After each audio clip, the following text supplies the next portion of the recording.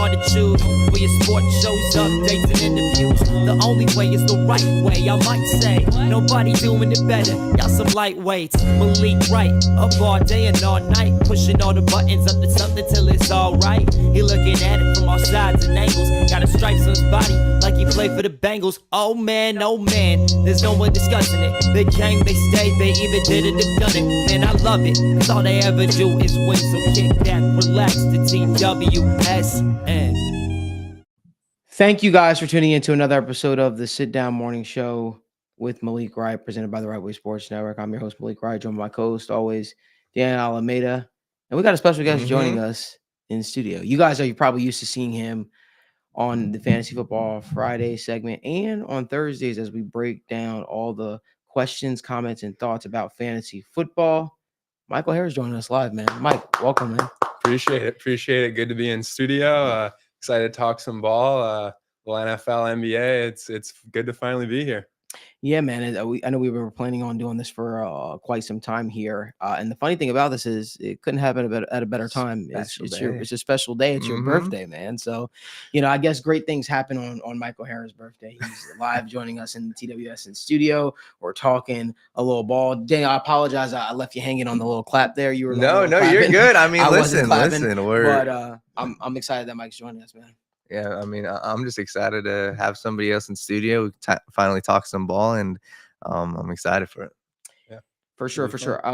I want to start us off. It's gonna be a little interesting because I'm not used to Mike talking, stuff beyond fantasy football. So we're gonna get into a whole bunch of stuff today. But before we do us a favor, give this video a like, subscribe to the channel, turn on post notifications so you guys never miss when we go live or when we upload content from the TWSN studios. Hey, I want to start over in New York.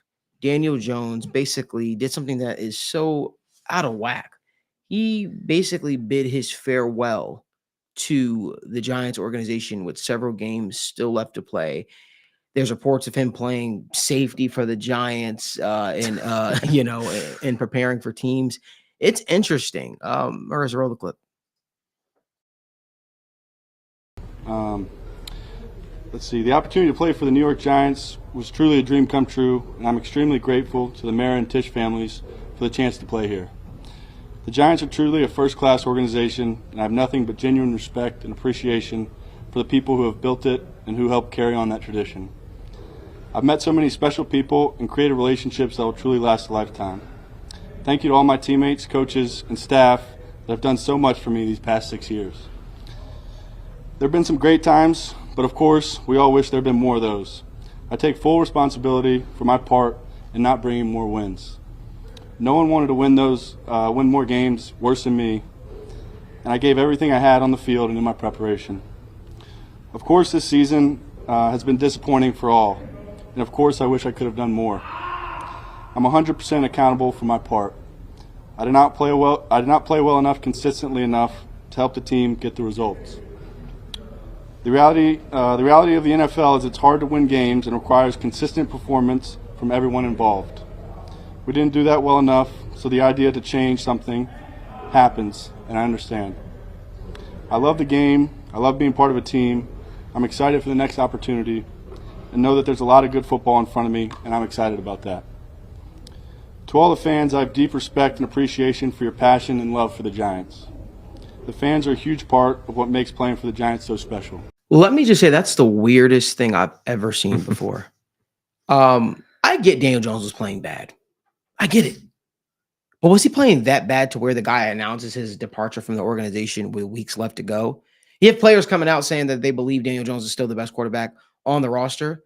But how weird is it also? You start Tommy DeVito over Drew Lock, too. To me, this is an organization that's not serious.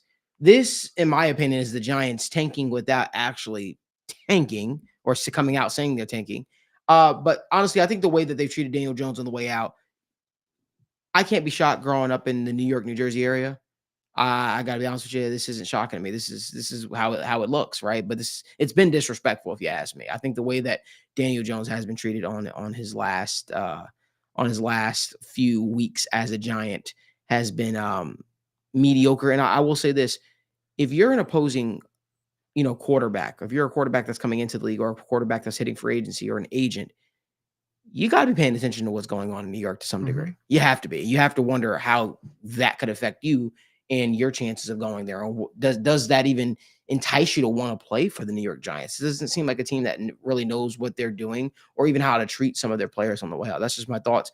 Danny, I usually say I want to go to you, but because it's Mike's birthday, Mike, what are your thoughts on that? I'm going to have to disagree with you, Malik. I think this is blatant tanking. Mm-hmm. This is as bad as it gets. I mean, they're benching Daniel Jones to avoid the injury guarantees that he has baked into his contract for next season. They don't want him to go down and have to pay him a bunch of money. And there's rumors swirling around that they're doing the same thing with Drew Lock. There's stipulations in his contract that if he plays more than 40% of the season snaps, he gets, I believe it's a $250,000 incentive. And I mean, based on the actions of this organization, I completely believe that they are trying to circumvent paying him $250,000 as an NFL franchise. I mean, there's reports that the players are coming out and saying that they are pretty disappointed that they're doing this for financial reasons, and I don't blame them. I mean, that was the most awkward press conference that I have seen in a long time. I mean, like, it was like a mid-season retirement speech from a guy who's in his fourth NFL season, like fifth. It's pretty ridiculous. What's going on in New York right now? It was uncomfortable. It seemed forced. I mean, he was reading from a script. All around. I mean, it's really, and then the reports that he's playing safety on the scout team, like they're just embarrassing this guy. I mean, just all around, I don't think the organization is handling this situation well whatsoever. I think that they're just not a serious organization at this point. And that's just what I take away from it. And I think it's funny how the narrative changes, right? And this is good for Daniel Jones. I think obviously this isn't football related, but good people always come out on top. And what I mean by that is Daniel Jones has been criticized time and time again, from myself included, right? $160 million contract. He's not the franchise guy.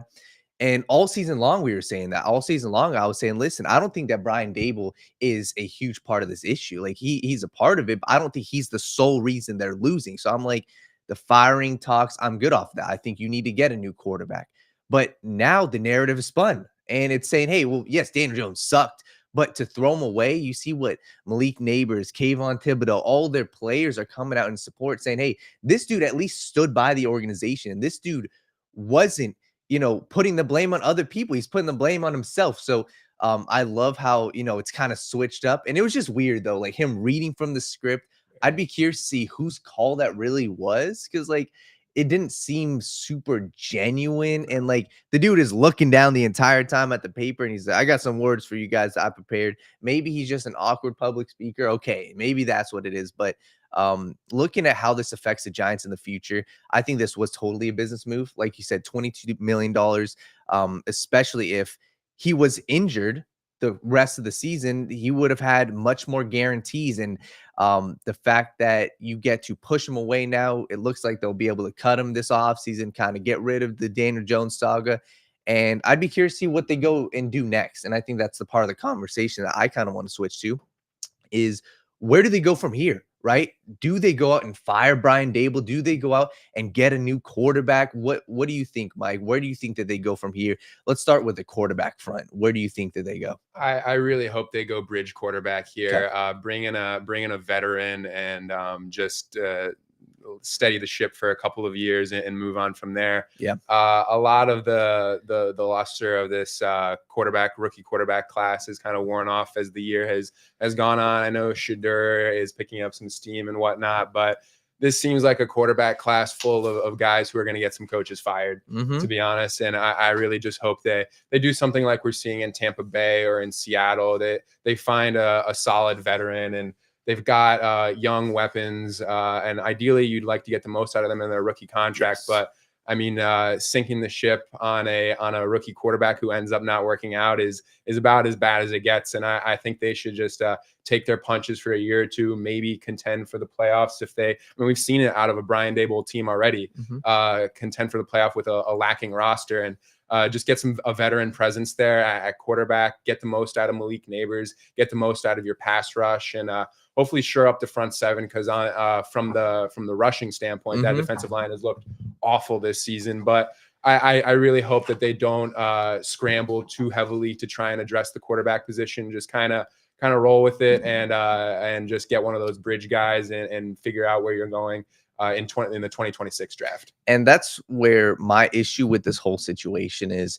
You just went out and you wasted a top, or not wasted, but you took a guy with the top 5 pick in Malik Neighbors.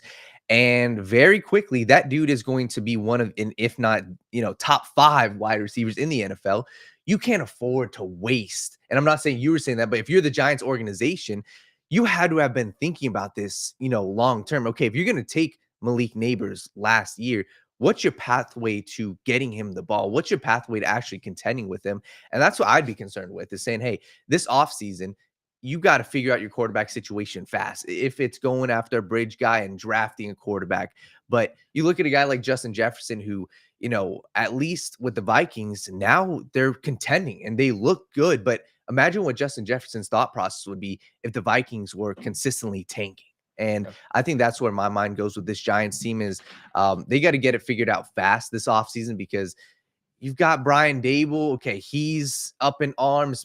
And what happens? You go fire him. You get a new quarterback. There's so much change that's happening. And it's like you guys are just going in circles and circles. And it looks like they went out this offseason. You traded for Brian Burns. You're trying to contend. So I think that the quarterback situation, I'm with you. I think they go bridge quarterback. And you have to sell your fan base on something, man. So that's why I think. You both brought up interesting points about a bridge quarterback. Mm-hmm. It's interesting to me, right? Because what if you had a bridge quarterback already on your roster that you're just choosing not to play? Maybe like a Drew Lock, right? It's true. It could be it's really could be simple, right? And for me, I would think that a guy like Drew Lock would thrive in a Brian Dable system, personally. Spread style offense. I think he would. But you have to question the Giants' thought process here, because if the thought process was, hey, we're going to go with a bridge quarterback, then in my opinion, Drew Lock would be in the lineup right now. And they wouldn't be tanking. Nobody's taking Tommy DeVito serious. Come on now. Are we like No.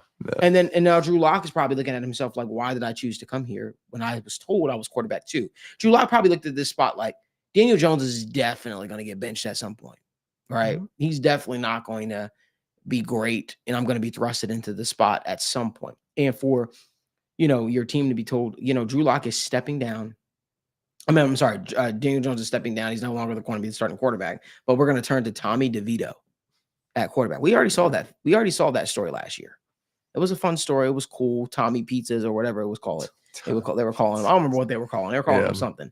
And I don't know. I just think this sends a bad message to the entire locker room. It's like, as you're, the opposing defense, how do you get up to play? How do you say, hey, you know what? Our team is trying to do everything in their power to make sure we put out winning football.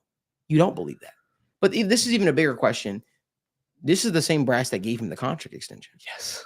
Yeah. So how could you trust them to make the right decision regarding the quarterback position of the future? They don't know what they're doing, right? And to me, it's like we're going around in circles and circles and circles with the Giants. And the quarterback position, yes, that's what it was. It was Tommy Cutlets. I thought, what did I say? Tommy Pizzas? That's crazy. Tommy Pizzas. That's crazy. I knew it was something. That's great. But what do you think happens with Daniel Jones now? He gets released. I think so. I think that this offseason, I think they'll end up releasing him. I mean, you could trade him.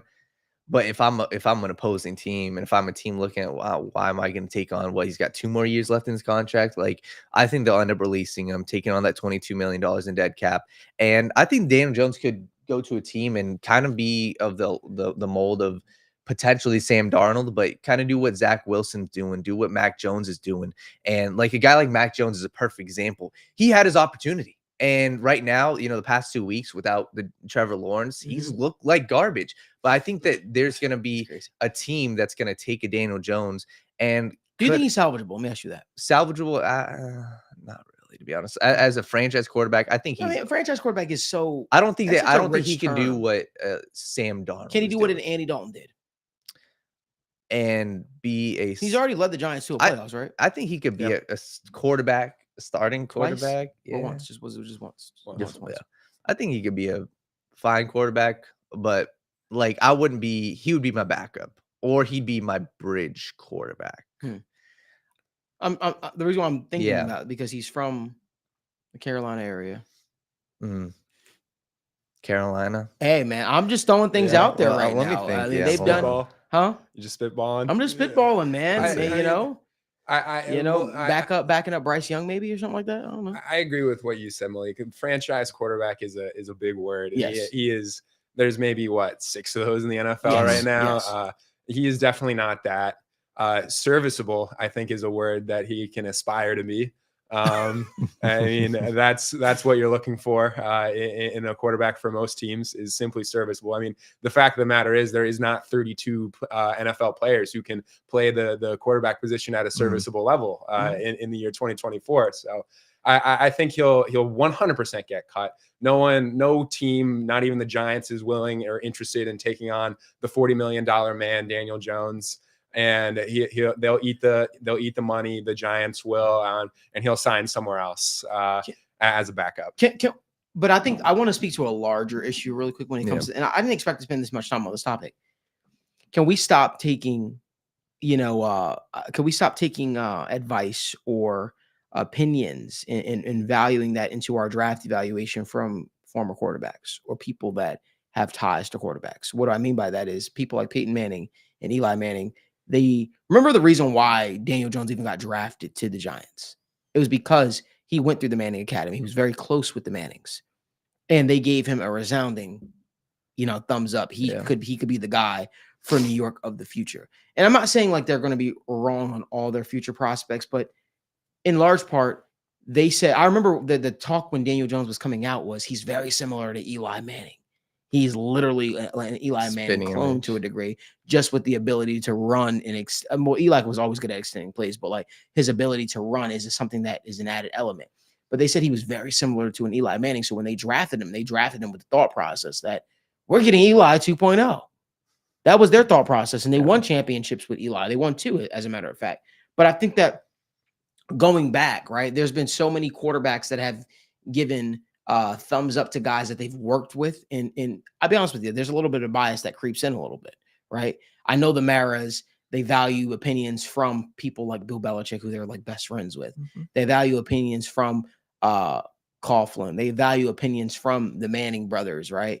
Because Eli was there, was such a good quarterback for them and had so much success. But I think this speaks to a larger issue. I think you have to actually allow football people to do football things. You have to allow them to do their job. You have to allow them to evaluate. The last general manager that they had, what was his name? I forgot his name. He came from Carolina. Gettleman. Horrible. Made some terrible decisions throughout the process. Let Joe Schoen and Brian Daboll. That's the one thing that's probably saving their ass. They didn't get a chance to draft their guy. They didn't get a chance to give a resounding thumbs up on their guy.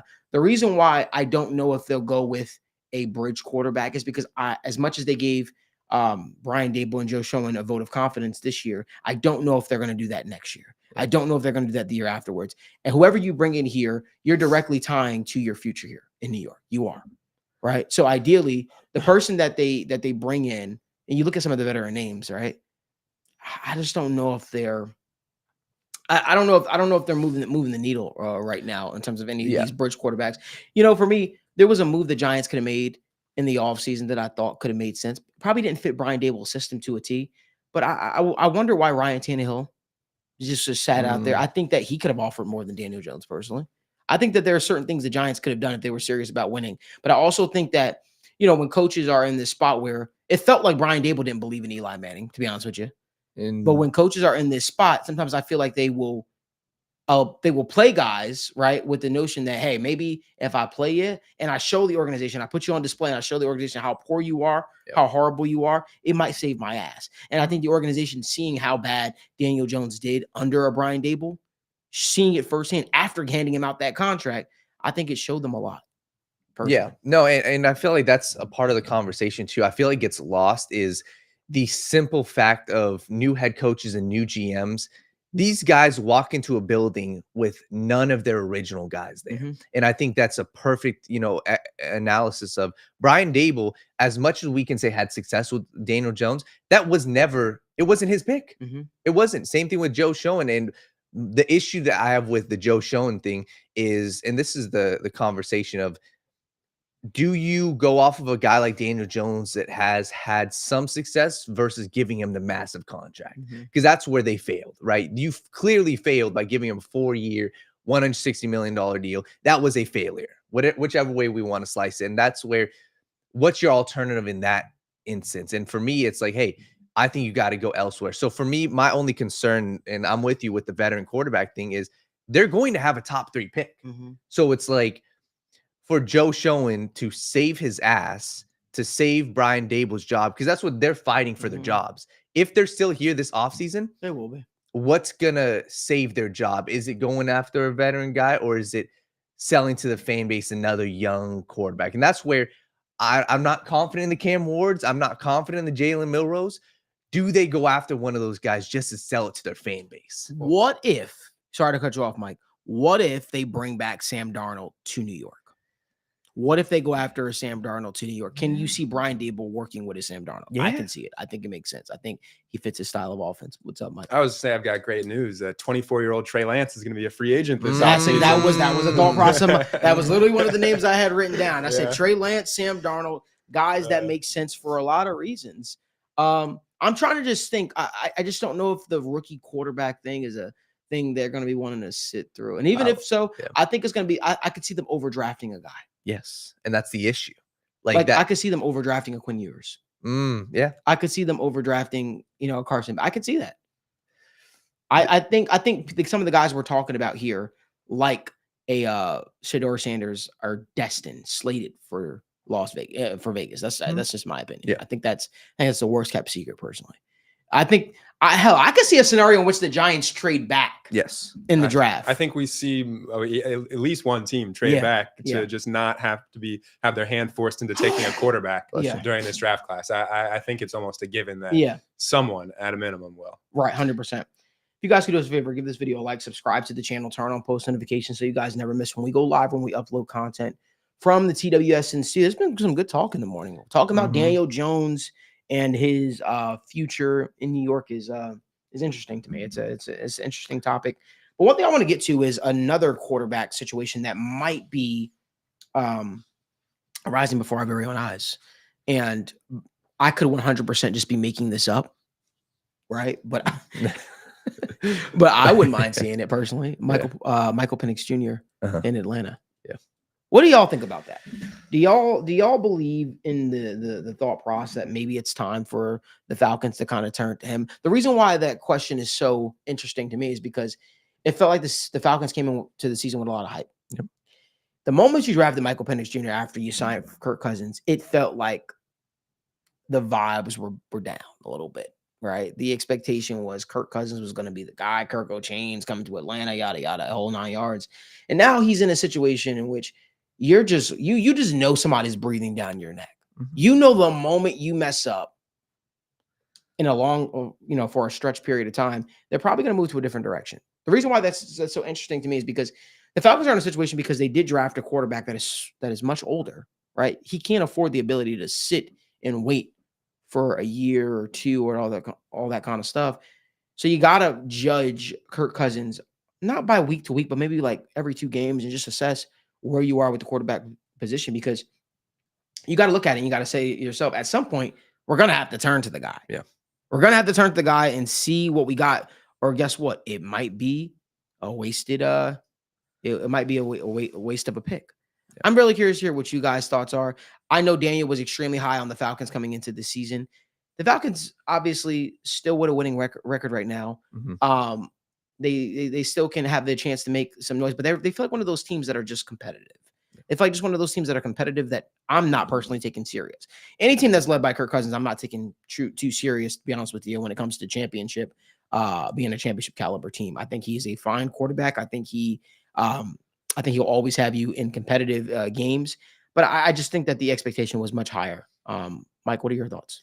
At this exact moment in time, I don't think you can move to Michael Penix or really give it a thought. You've got the Chargers and the Vikings, like in this exact moment. You got the Chargers and the Vikings the next 2 weeks. I mean, putting a rookie quarterback out there against those two defenses is just malpractice. You just can't do that. And I know it's not where you want to be, 6-5 on the record right now, but you look at the rest of the schedule in their final 4 games of the season. They got the Giants, the Panthers, and the Raiders. I mean, if those aren't gimme wins, I don't know what are. So you gut it out. You get a win against one of those tough defenses in the Chargers or the Vikings, and you get to 10 wins. You make the playoffs, and you roll the dice with Kirk. I just don't think that the move. I don't think that Kirk right now is not the long-term answer. I think that you have to play with the players on your roster. You have to play to win. And the move to Michael Penix is we're setting up for the future and not really playing to win. But with this roster they have in place, I really think that they have to, whether or not you think a Super Bowl run is possible. And I mean, I really don't think that that's in the range of outcomes for the Falcons either. But whether you like it or not, this is a team that absolutely has to play for a playoff run this season. So I don't think that you can make the move to Michael Penix just yet. And I mean, it's pretty killer that they just have every statistical measure. It's just a bottom 10 defense, just efficiency wise, yardage wise, scoring defense. It's just that's not helping. And Can we talk about that though? Yeah. You hire a coach in Raheem Morris, yeah, thinking that he was going to fix the defense, an issue that has plagued the Atlanta Falcons, and nothing to show for it. You know what's shocking to me is they rank dead last in quarterback pressure rate. The generating the least pressure of any defensive line in the NFL, which is really, really shocking to me. But yeah, just in general, basically every statistical measure you look at, they're bottom 10, which is, Raheem Morris, you expect him coming over from LA to make some changes, but we just haven't seen that. And I mean, obviously you can't go out and put up 17 points against the Saints, who are also now without Marshawn Lattimore in the secondary. You can't go out. That's an ugly showing. But NFL teams are going to have those blips throughout the season. It's a hard league to win games in. But yeah, I don't really think especially with these couple of games coming up, you can consider a move to Michael Penix now. And I love that assessment, but I want to touch more about the malpractice, so to speak, of the Falcons when it came to their draft. I think Michael Penix Jr. was the biggest shock of the draft when they drafted him, right? But when you think back, right, and obviously they're all in their rookie year, but when you still look back and you look at some of the names defensively that are on the board, you would have thought Raheem Morris was going to be licking his chops at potentially adding one of these guys. You look back at some of the people that were available, Latu, right? Byron Murphy, Jared Verse. I mean, you had your pick of a litter. You really had the opportunity to add a lot of guys, or one of these guys that could have potentially helped change their defense. And for me, I look at a guy like Byron Murphy, who everybody was high on. You know, when the Falcons were making their run at the Super Bowl and they had Dan Quinn as their head coach and Kyle Shanahan as their offensive play caller, they had the young defensive tackle who was absolutely just put in the league on notice, if you will. And for me, I feel like the pressure from a defensive line perspective is something that has been plaguing the Atlanta Falcons the last 3 seasons. And you thought that this year, hey, this is going to be the time where the Falcons get a chance to get it right. And I think that's why it shocked everybody, if you will. I think the world of their general manager, Terry Fontenot, although he hasn't had a lot of success, I just look at it and I say, hey, man, listen, that was a miss in a big, big way. I just think the Michael Penix Jr. conversation is interesting just because it just feels like the Falcons have become very similar to what the Vikings were under Kirk Cousins to a degree. I don't know, just kind of like this competitive team that's just plateauing. What are your thoughts, Dan? They're a team that they don't know what they want to be. And that's my frustrating part is you can't, and you said Terry Fontenot, right? I think he deserves so much blame for this. I think that the fact is, and there was a clip that came out, they were in the war room, said, oh, well, we tried to trade back up. We wanted to go out and get one of the pass rushers. Well, yeah, like, of course, but what is it going to take to go trade back up from pick number 30 or 40 that you had all the way up until 17? It's like, if you guys were thinking about that, and I totally understand the logic of drafting Michael Penix Jr. I do. I like it. Really? Tell me what that logic is. I like it. I think that the fact is, I think he could be a very good quarterback. My issue is the fact that they went out and they got Kirk Cousins already before. And it's like, you're doing this middling thing. So to that point, make sense of it. Oh, I mean, okay, let me say this. I get the Michael Penix Jr. player, and I understand what the future is, which is why I think this offseason, it depends on how this season goes. I think this offseason is going to be kind of the time to, hey, maybe he gets a shot next year. That's what I would do. But you're playing this middling game of, hey, I would have traded back in the first round. And you saw the first defensive player didn't get selected until pick number 16 or pick number 17. I would have traded back. You could have got an extra second or third round pick and taken one of those defensive guys instead of going with the Michael Penix, because you signed Kirk Cousins to this deal. And their thought process is, we want the best of both worlds. Well, let me break it to you. In the NFL, you can't get the best of both worlds. It never works like that. You can't be 1 foot in and 1 foot out. You have to be all the way in. And that's the issue with this Falcons team. They don't know which they wanted to be. And I think Terry Fontenot is squarely to blame for this. I think when people get these general manager front office roles, I do think there's a little bit of overthinking process. On social media, people say, oh, you're an armchair general manager. You're just saying this and saying that. Yeah, but I also think that it's not that complicated. Now, obviously, there's a lot of intricacies in the background where, players have off the field issues and stuff like that probably plague your thought process to a degree. I don't feel that notion when it came to this draft class, respectfully. I think when you look at it, when there's all offensive players being drafted, right? Offense. And you have the chance to select the first defensive player to come off the board. And you say, I know we just made a big deal about signing Kirk Cousins. We went through a whole PR thing about Kirk O'Chain's coming to Atlanta. You know what we're going to do? We're going to draft the oldest quarterback in this draft class, respectfully, and we're going to sit him behind Kirk Cousins, who clearly came to Atlanta and said, and I quote, Atlanta is my last stop. I don't want to go anywhere else, right? We're going to sit the oldest prospect at the quarterback position, albeit he was widely regarded. You overdrafted him to a degree. Let's be honest with ourselves. It didn't make sense. None of it made sense.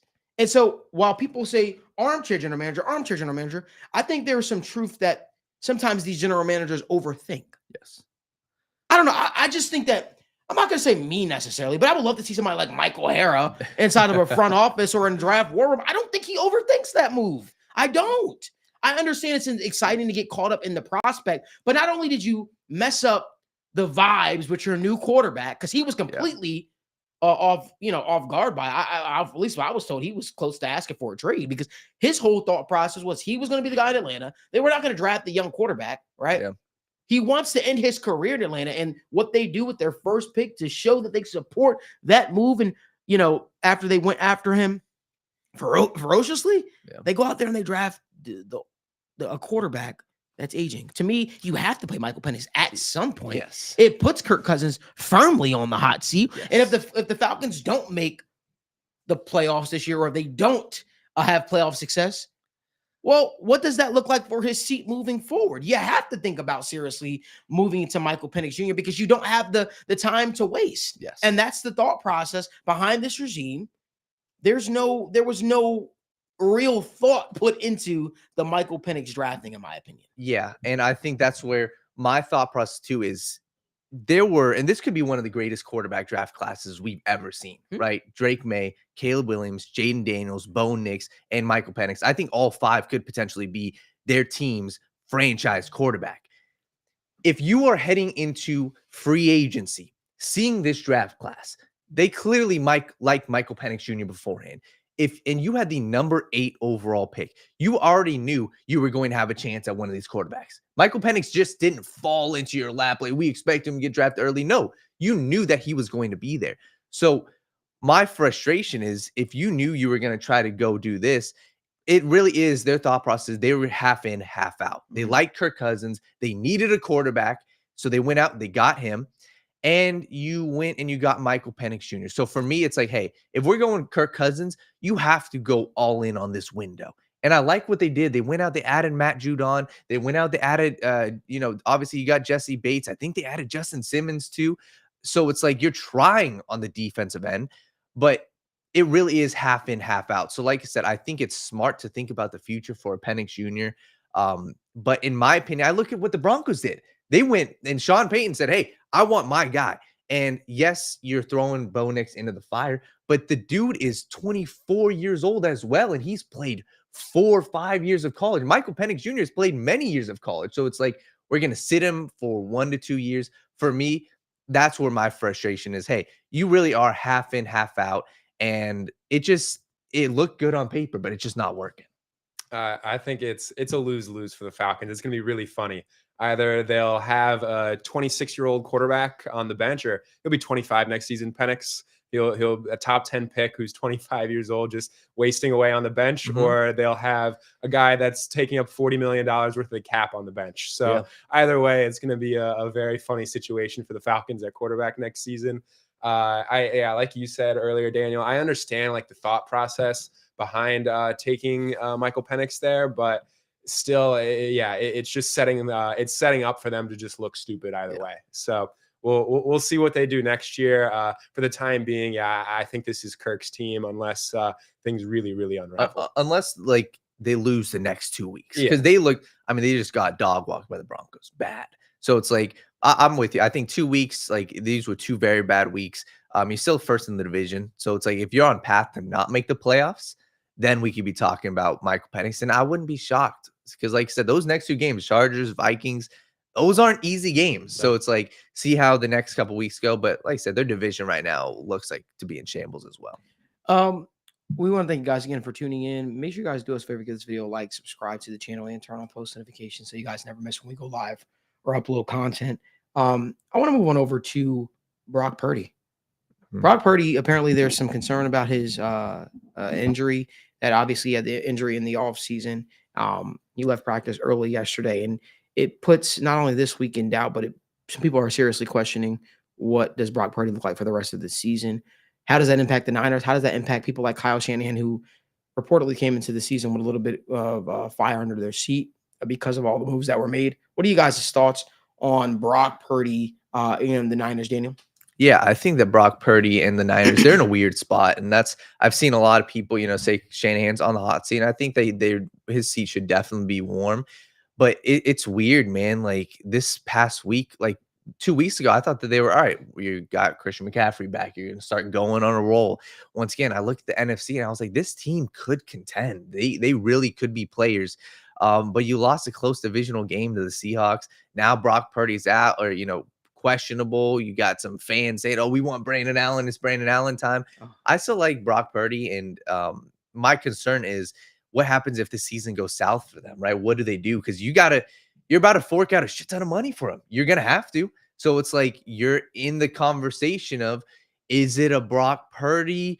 Kyle Shanahan, is he our long-term answer at head coach? They've got a lot of question marks right now because this roster, as it looks, should be championship contending. And that's where my question lies. And I got to see who they're facing this week. I forgot, but it's like they're in a tough spot because there's a chance where they're a bottom seed, if not potentially missing the playoffs. So, Mike, what do you think? I'm just excited to see Bengals legend Brandon Allen in action this week. You read the headlines. It says 49ers hopeful that Brock Purdy can play this week. You look at the full quote, it's not happening. Like Kyle Shanahan's out there saying where he did a little bit more in practice today, but he's just like still severely limited.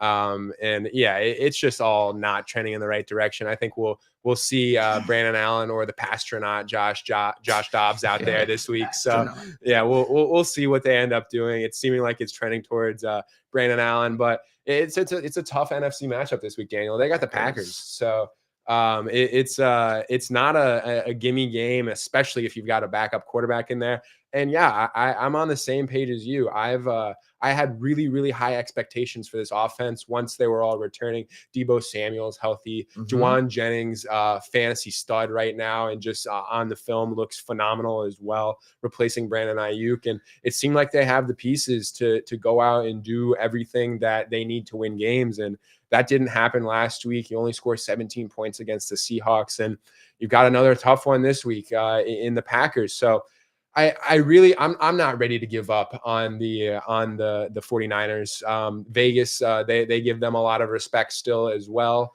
If Brock Purdy, this is a long-term thing, you really have to start answering those big questions as a franchise. What do we want to do with Brock Purdy? What do we want to do with Kyle Shanahan? And personally, I still think Kyle Shanahan should be holding on to his job. I know that the 49ers fan base is a lot more critical of him than some of the outsiders looking in are, but I think that the path forward is pretty clear. You sign Brock Purdy. The general NFL fans are not going to be happy with the money Brock Purdy ends up getting. But I think you retain Kyle Shanahan. They're going to cut Deebo Samuel after these extensions for Brandon Ayuk and Jawan Jennings. You move forward with Purdy, Shanahan, the rest of the crew, and I really do think on paper, this is a contending team. I don't think you can, and they've been pushing for the NFC Championship and the Super Bowl each of the last couple of years. I don't think you can let one loss season damage the resume of Kyle Shanahan too heavily. So I think you keep the core together. Financially, it doesn't look like Deebo Samuel is going to be a part of that, but I do think that they have the weapons to continue to be a contending team for years to come. So I'm not pushing the panic button on the 49ers just yet. Deebo Samuel has Kansas City Chief written all over him. The more I think about that, I think he has Kansas City Chief written all over him. But you think they'll cut Deebo? Yeah. Just looking at what the contracts that they've committed. I mean, that was last offseason. The storyline was like just looking at the financially and the money that Brandon Ayuk was going to get. It's either they sign Brandon Ayuk to this extension or Deebo Samuel gets cut. They signed Christian McCaffrey to a bunch of money. They extended Jawan Jennings last offseason. So they've got their pieces there. And just financially, it's looking like they're going to be pretty hard pressed to keep Deebo Samuel around. So I really wouldn't be shocked if he ends up being a cut candidate this offseason. For sure. And it's honestly, it's a little disappointing when you consider everything that this team wanted to achieve. And this crop's kind of stayed together for a little bit here. It's very similar to another team I know. You'd think that they'd, the report that they had would be enough to get them over the hump. But with the quarterback being injured, now the running back in and out of the lineup, and obviously the injury to Brandon Ayuk, we don't know how he comes back from that. It does muddy the waters a little bit for the Niners in their future. It's gonna be interesting. But it's time to talk some Cincinnati Bengals. But before we do, make sure you guys do us a favor, give this video a like, subscribe to the channel, turn on post notifications so you guys never miss when we go live or when we upload content from the TWSN studios. Hey, listen, the Bengals are 4-7, but that does not stop some players from saying we ain't winning, we ain't losing next week. We winning next week. Believe that.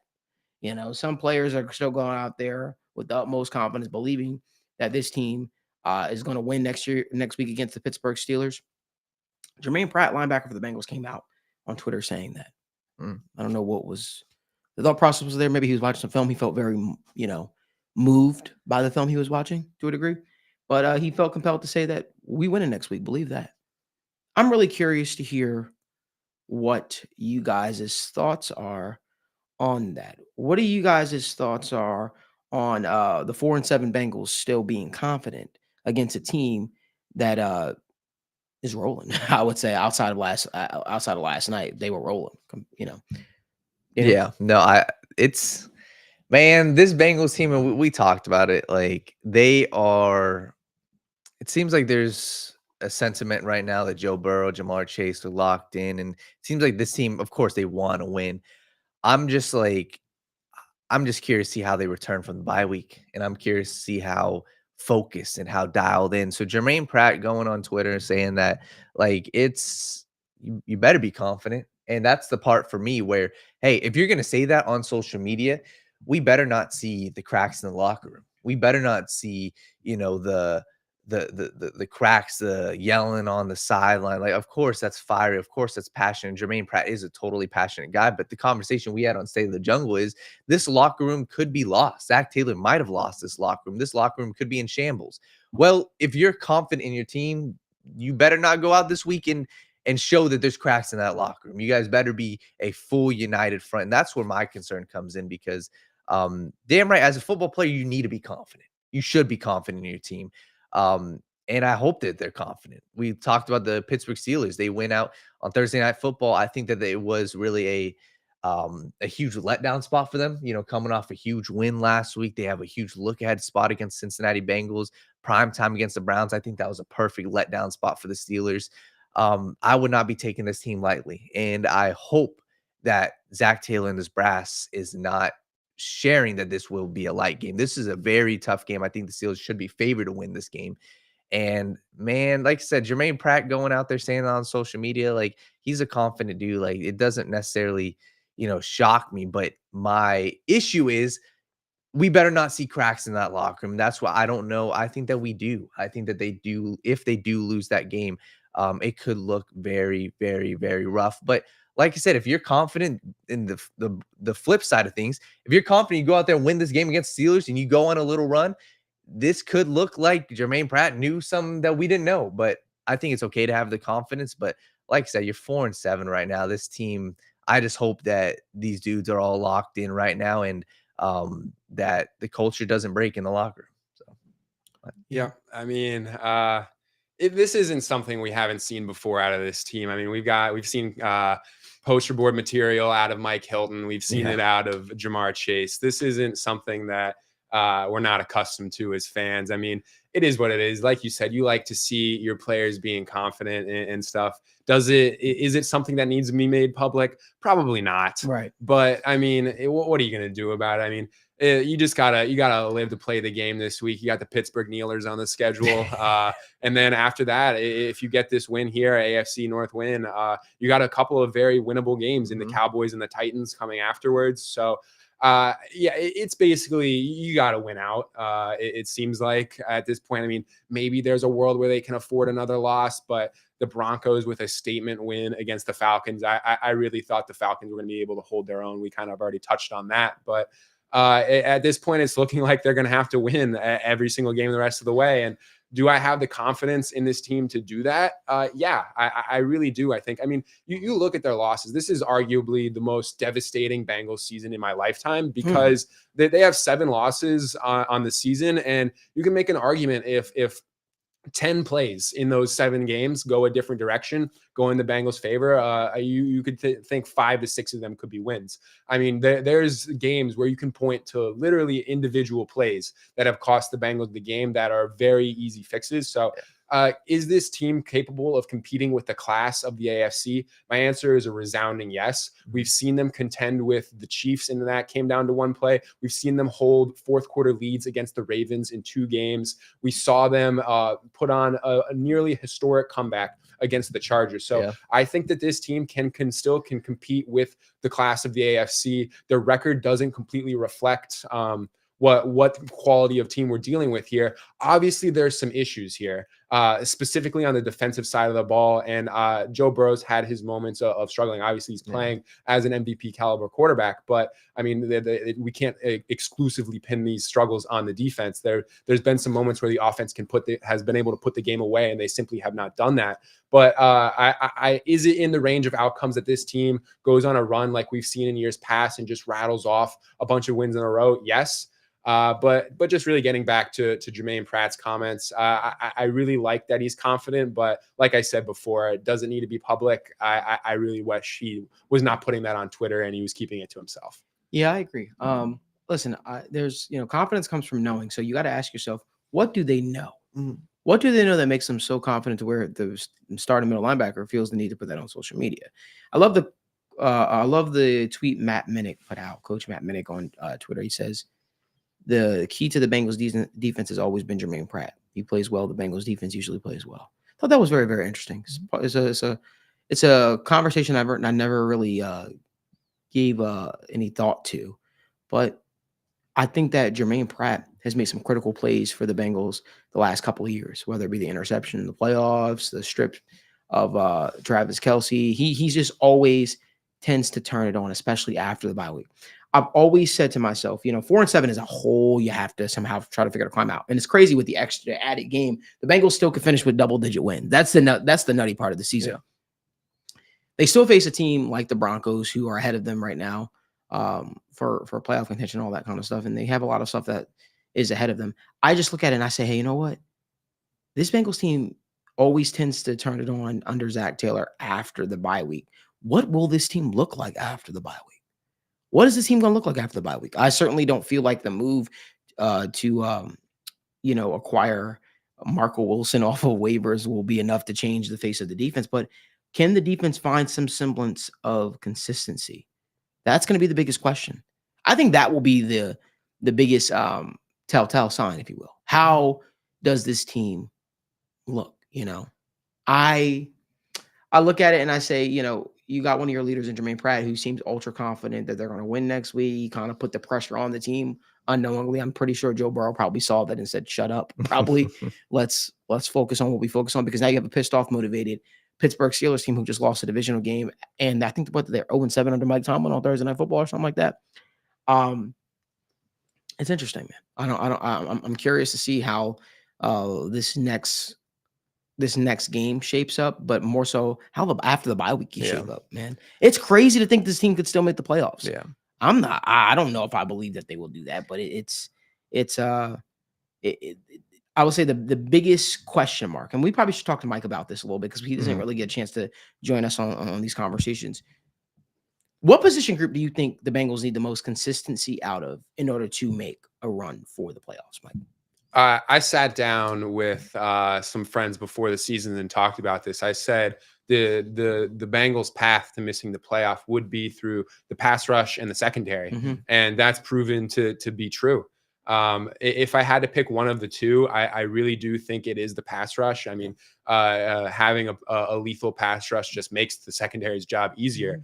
But kind of changing course here, I really do. You talked about coming out of the bye week. I think that if we don't see just supremely physical play out of Cam Taylor-Britt against George Pickens next Sunday, I'm going to be not happy whatsoever. I mean, if you can take away George Pickens, I really don't see a path to the Steelers winning this game.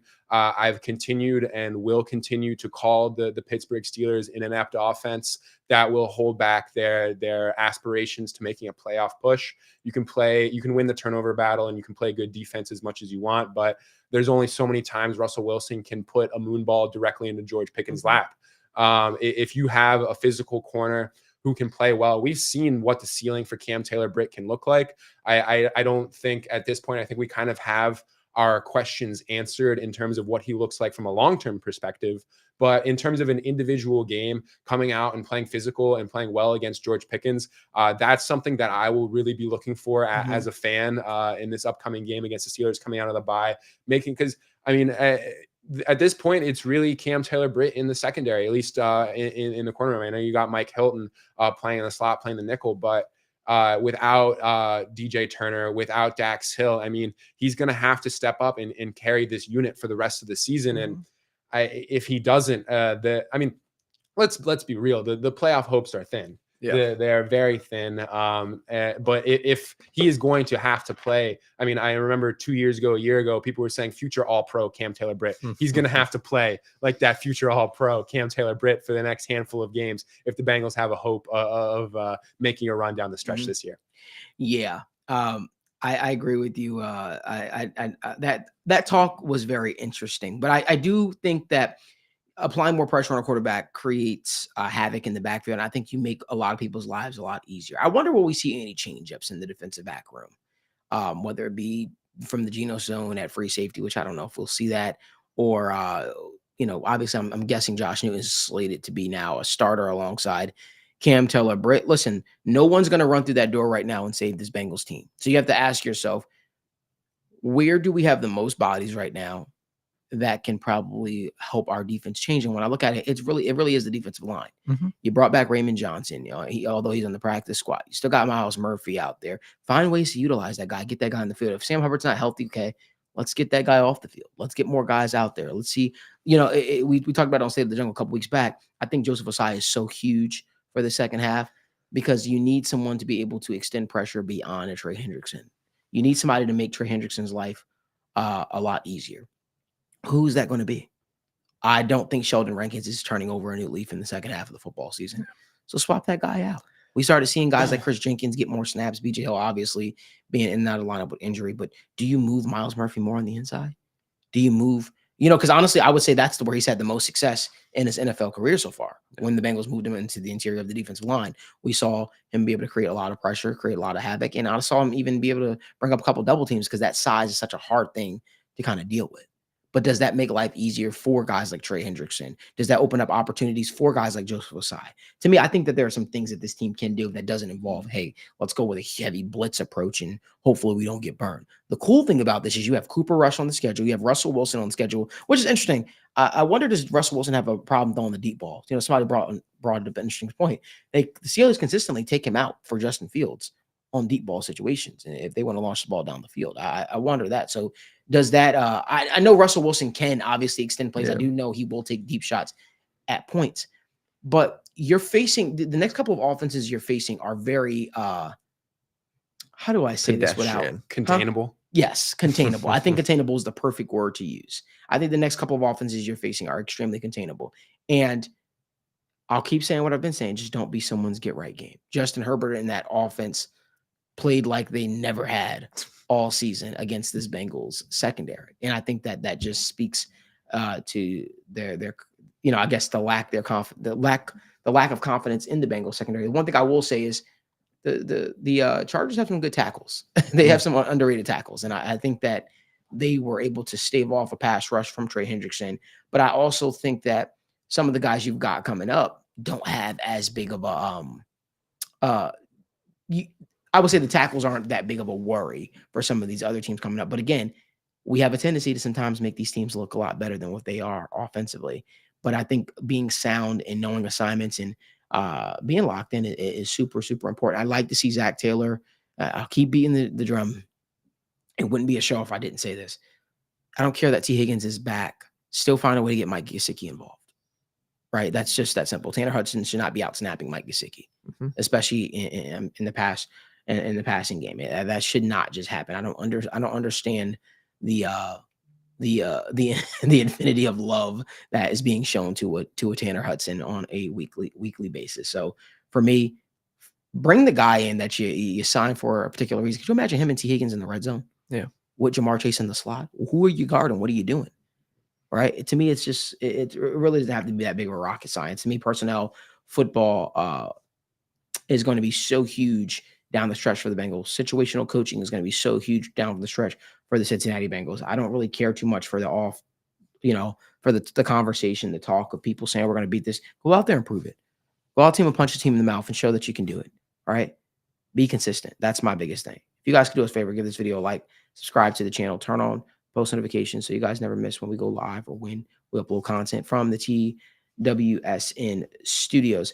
I want to move on over to the NBA. We are going to get to fantasy football because it wouldn't be fantasy football Friday, if Mike's joining us live in the studio, but it wouldn't be fantasy football Friday if we didn't get a chance to talk with him through. But one thing I want to start off with in the NBA right now is there seems to be a little bit of a I would say discourse happening in Philly right now. Tyrese Maxey reportedly called out Joel Embiid for being late to meetings, not holding himself to the standard of the rest of the team. And I just want to take this moment to do a victory lap. I won't get up and run, but what I will say is, Daniel, you told me before the season the process wasn't dead. Yeah. You told me before the season that you still believed in the Philadelphia 76ers team.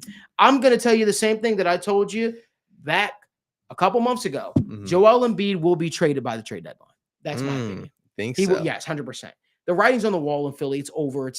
It ain't happening. You got Tyrese Maxey and stars calling him out. You got those young players outworking him. You got the emergence of young stars like Jared McCain, who, by the way, I told everybody was going to be what he was going to be. Jared McCain, Tyrese Maxey, Paul George, obviously hyperextending his knee almost every couple of weeks. So I don't feel like the marriage of a Paul George, Tyrese Maxey, Joel Embiid is going to prove fruitful, and that kind of stuff kind of just spills over as the season progresses. I think Joel Embiid is going to wind up being traded. I think the process is dead in Philly, and I also think Joel Embiid's future in Philly is dead. Daniel, what's it? Yeah, no, I will fully admit that the process is dead, and my thought process was the process will never be dead until Joel Embiid is off the team. So I guess this kind of works in my favor. Hey, if he's off the team, then the process is officially dead. But I always thought that, and I still think that he is a player to where. And this is kind of how my roster construction when I look at NBA teams is, I still think that if you have him as the 1A/1B and you get a dominant guy, a ball handler or a star wing next to him, you could have success. But it's clear him as a culture guy, it's just not working in Philly, right? Whether it's him being late or whether it's him being always injured, it just ain't working. So I'm with you. I don't think that this Philadelphia team can have success with them. And I look at the Paul George thing. what is this team really doing? Are they competing with the Boston Celtics? Are they competing with the New York Knicks? They're not this season. Paul George can't stay healthy. Embiid can't stay healthy. They're role players. You don't know what the hell you got going on. So I'm with you. I think that Joel Embiid should definitely, if I'm the Philadelphia 76ers, I'd be looking to trade him after the season. My issue and the reason why I say I wouldn't trade him now is because you went out and you freaking signed Paul George. And it's like, that's my frustrating thing is you didn't learn anything this season, the past 2 months, that you didn't already know about Joel Embiid. Mhm. You knew he was injury prone. You knew he didn't show up at times and wasn't consistent in the playoffs. And you knew that there was serious culture concerns, whether it's incidents in the past with, former staff or him interacting with Philadelphia 76ers fans. I'm just not a fan of how this whole situation has played out. And if I was Philadelphia 76ers, I would have addressed this earlier. I wouldn't have tried to salvage something by adding Paul George. So for me, I think you have to ride this out this entire season. You went out, you got Paul George. I don't know if that they have to ride it out, though. I think you do. I don't think they do. And let me tell you why. Because Yeah. I think that this team is still a team that could be competitive. I like the addition of when Tyrese Maxey obviously gets back. If he's back already, is he back yet? He's back, right? He's fine. He's back. Tyrese Maxey, and then you got Jared McCain. You have a back, backcourt. And I was gonna get there. You have a backcourt. Damn.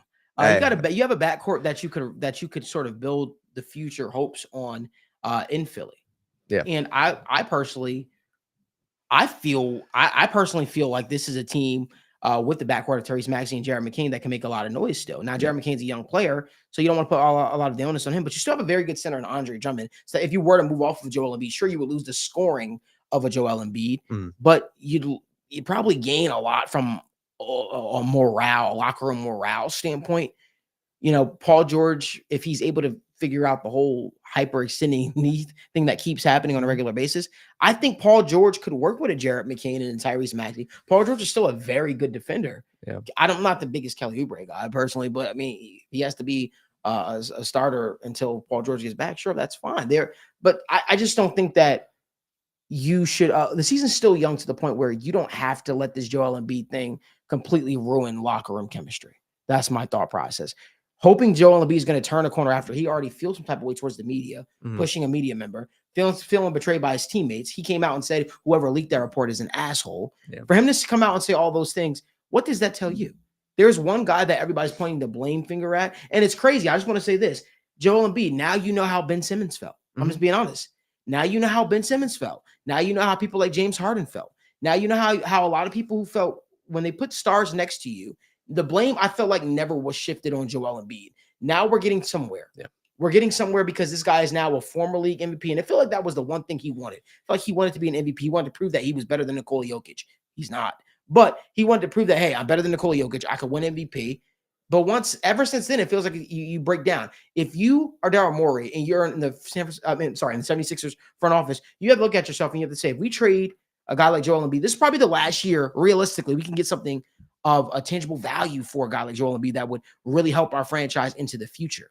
Holding on to guys that no longer obviously serve their purpose or no longer even seem remotely interested in the overall team achieving does nothing for you. All it does is it puts a guy like Daryl Morey in the spotlight on the hot seat. And then you ask yourself, well, why didn't you make this move sooner? Joel Embiid has an attitude problem. Joel Embiid has a work ethic problem. And let's face it, Joel Embiid also is at a point now where he has the injuries that creep in with his knee and stuff like that. So what do they actually lose by trading that guy? I have a question. Yeah, sure. Who's trading for a guy who just signed a $200 million contract who physically can't play a back-to-back? I mean, that believe it or not, there are teams that do it. Believe it or not, there are teams that do it because of the name value. But I've always felt like a marriage between the Dallas Mavericks and Joel Embiid made a lot of sense. I always felt that way. And I've been on record saying that. I think that's the one piece that they are missing because I gotta ask yourself, why can't Joel Embiid play a back-to-back? Well, I think it's because he feels like he has to do too much when he is actually in there, right? He has been the star in Philly for so long. You trade Joel Embiid to a Mavericks, although I don't know if they have enough assets to entice the 76ers. You put him in a situation where Well, Joel Embiid at this point wouldn't have to worry about being the first star, the second star. He could be that third option, just grab his rebounds. Obviously, you don't have to run the offense strictly through Joel Embiid like they do when he is in Philly. To me, it might be a pipe dream. It might not make a lot of sense from a financial aspect, but I've seen, again, I feel like cap in the NBA is sort of a myth a little bit. I've seen some of the craziest shit happen. I just think that personally, Joel Embiid's time in Philly is over. Some team would go out there and trade for him. Some team is saying, hey, we can get value out of that guy. I just happen to think that the Dallas Mavericks make a lot of sense. What are your thoughts, Daniel? I think that there's a couple interesting teams that could. And that's the thing. I'm with you. I think that Joel Embiid, he's not going to see the full life of his contract with Philly. And I think if he does, that's a major, major, major mistake on their part at this point. And that was my frustrating thing this offseason. Like I said, I understood the thought process of Paul George, but if you're doing that, you're all in on Joel Embiid for the next couple of years. And it's clear that they're not. It's clear it's not working. So I think the teams obviously that were rumored were the Indiana Pacers. They were a team that said, hey, everybody's talking about them. They're currently the favorites to get Embiid. And I could see a world where the Pacers do it right. You give up, Miles Turner, you give up Pascal Siakam, you give up multiple first-round picks. Maybe keep Pascal, you give up one of your, guards like an Aaron Nesmith, and you pair Tyrese with Joel Embiid. I could see that. But then these other teams, I think it's just tough. You're breaking up an entire core to bring in a guy who is injury prone.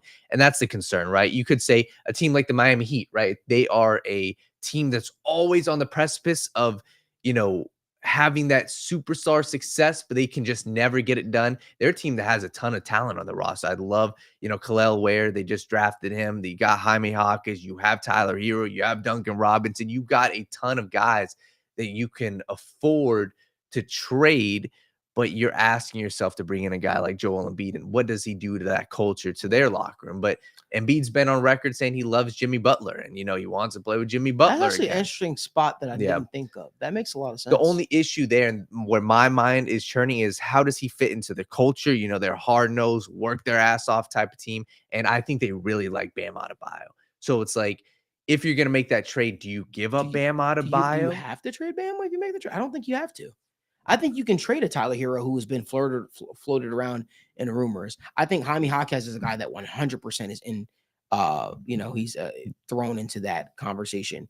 The Nikola Topic dude. Oh yeah, Jovic. Jovic. Is he? Why do I just keep messing? No, that's Nikola Topic. He's a player. Yeah. No, I know he's a player. I'm just saying. I don't know why I messed up. Yeah, it's too many Nicolas in the league right now. Jovic, Topic, and I don't know. I think about it and I say that the Tyler Hero move can make a lot of sense. It could be a breath of fresh air for a guy. Yeah. But then what does that do for the backcourt of the 76ers if you were to trade for Tyler Hero with the emergence of Jared McKinney, with the emergence of Tyrese Maxey, you know? Yeah, no, that's where my mind goes to. And that's why I struggle to see how he's on their team within the next, after 2 years. I just, like I said, this kind of seemed like the last ditch effort. Go get Paul George, see what this does. If this doesn't amount to anything, like if we're talking a first round exit, if I'm the 76ers brass, you have to do something. Yeah. So, like I said, I don't necessarily know what they do, but it seemed like they knew that they're on their last legs by going out trying to trade for Paul George. I mean, Paul George is what, 34, 35 years old? He's getting older. For you. So it's like they're just hanging on to something that it's clearly not going to work with Embiid in Philadelphia. It's not. It's going to be interesting. Mike, you got anything you want to add? I mean, I've been waiting for my Chicago Bulls to make an all-in move for the last decade, and this seems like one to go after. Yeah. I mean, they've got the young core to put around him and Josh Giddey, they got Zach LaVine. This seems like a great spot for the Bulls to make a move, finally make a push to get out of the play-in for the first time in the last 3 years. So I've been waiting since D Rose left the team, and I think this is what they do. He's hopeful, man. I mean, there's even some of these other teams. Maybe they're not contenders, but these teams, a team that just needs a punch. Like, it sounds crazy, but like the Bulls, like even you look into these teams like the Rockets, for example, they say they're gonna roll with their young core, but if you get 1 year into this year, if they don't make the playoffs this year, maybe you do go trade for an Embiid and you go say, hey, we need a superstar on our team. So, well, I think the Rockets have a couple problems of their own. First of all, the disrespect that's been shown to Cam Whitmore is insane to me. Mhm. He's now playing in the G League. Like, Yeah. what are we doing? What? Yeah. Whitmore, Oh yeah, Whitmore. Yeah, He was back and forth. back and forth, and now you got Alperen Sengun coming up on a contract here.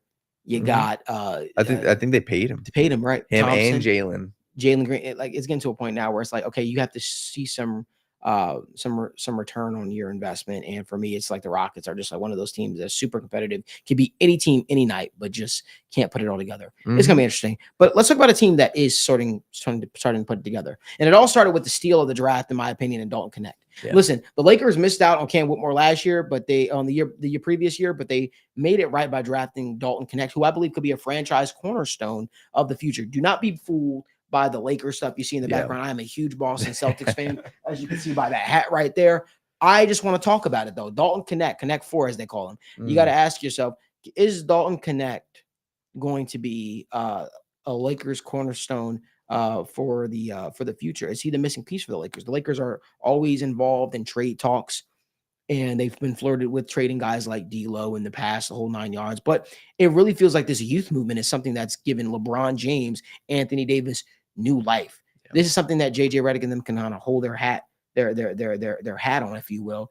Obviously, they had the loss last night to the Magic. But you got to feel that this Lakers team is starting to put together. You got to feel like them running through some of their young stars is going to allow them to, have some fresh legs down the stretch here. Danny, what are your thoughts? Yeah, I hope that this is a turning of a new leaf for the Lakers. They tend to get their young guys and don't develop them and trade them away. And that just goes to the list of Lonzo Ball, Brandon Ingram, Julius Randle, Josh Hart, D'Angelo Russell, all these dudes leave LA and do way better. But I think that this could be a turning of a new leaf. And this is important. LeBron James, we don't know how much longer he's going to play. It's probably 1 to 2 more years.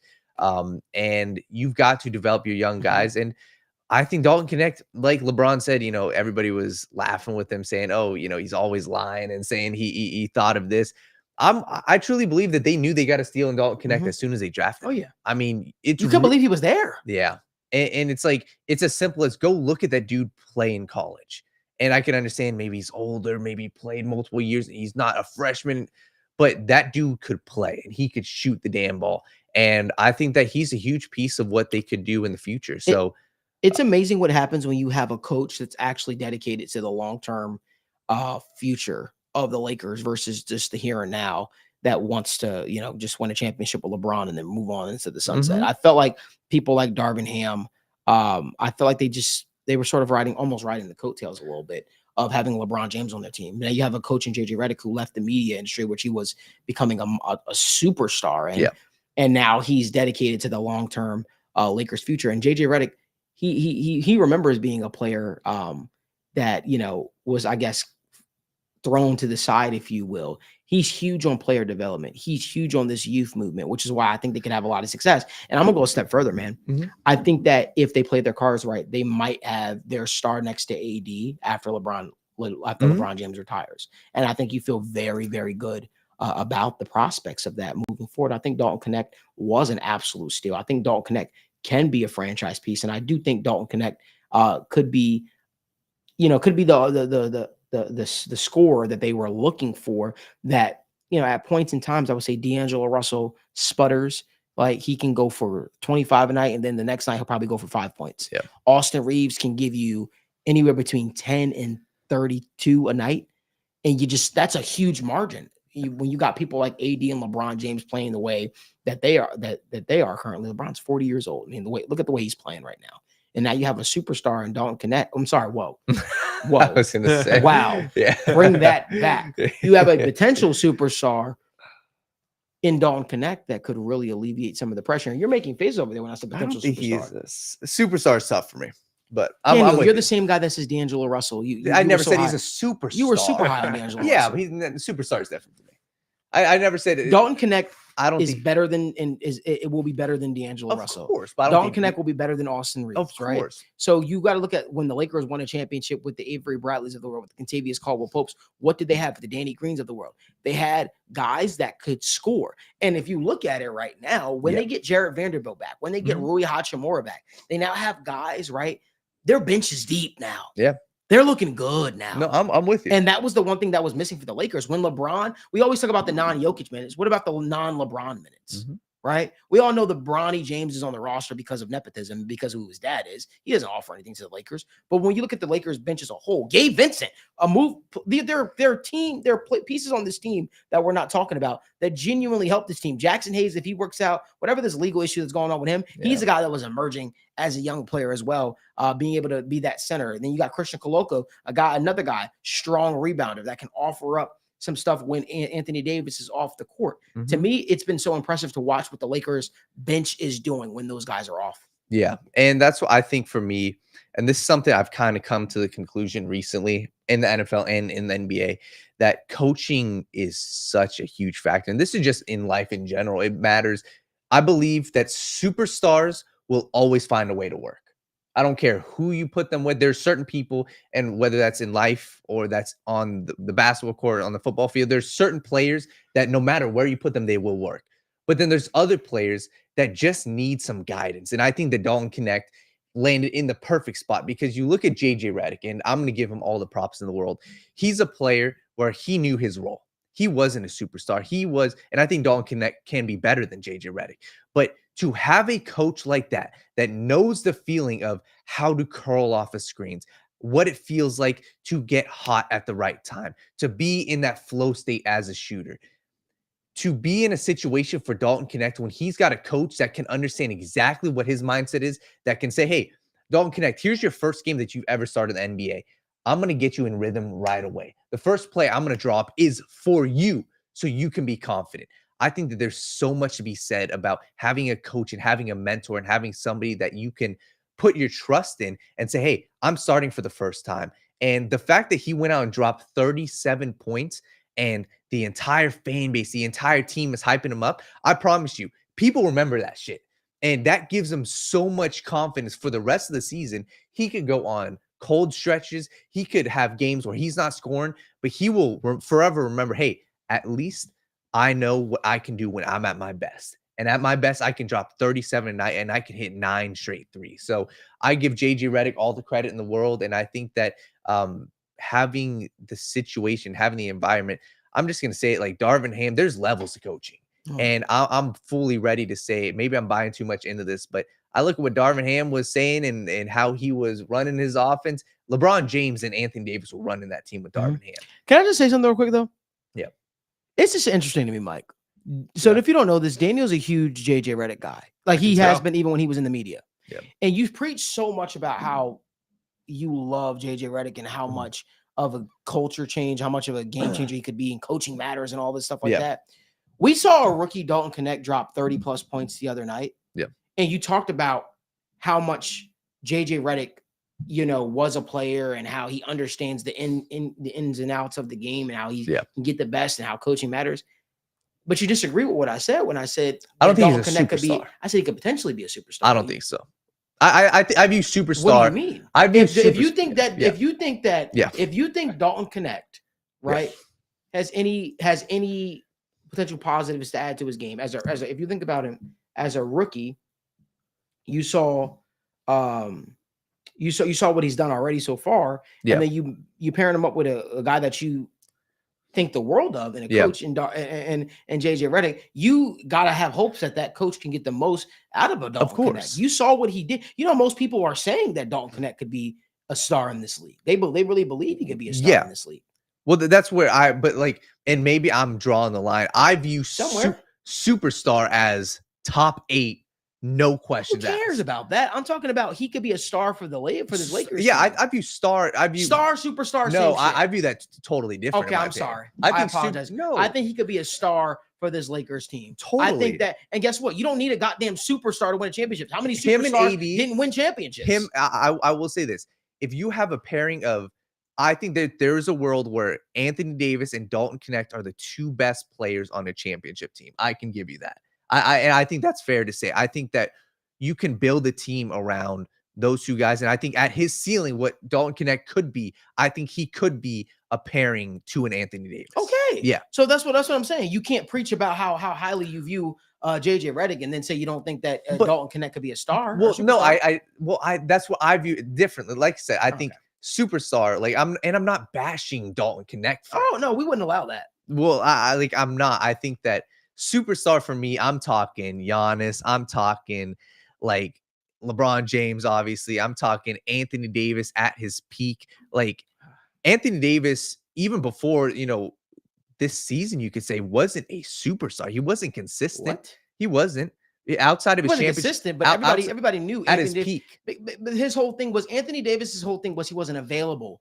Available Even when he was healthy, though, at times, a lot of times. Everybody said if Anthony Davis, the reason why the Lakers traded all the assets, their young players, and Brandon Ingram and all those first round picks for Anthony Davis, because everybody around the league looked at Anthony Davis as a superstar. Yeah. Guess what? The league is deep. There's a lot of players, right? You could be top 15, top 10, maybe top 12 and still be a superstar. Top 8, who gives a shit about that? That's all subjective if you ask me. Yeah. Kawhi Leonard is looked at as a superstar in the league when he's on the court. Yeah.